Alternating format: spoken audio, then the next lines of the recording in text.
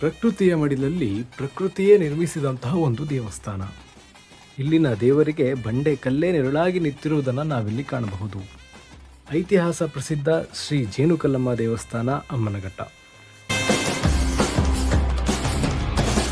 ವರಾಹರೂಪಂ ದೈವವರಿಷ್ಠಂ ವರಾಹರೂಪಂ ದೈವವರಿಷ್ಠಂ ವರಸ್ಮಿತವದನಂ ವಜ್ರದಂತಧರ ರಕ್ಷಾಕವಚಂ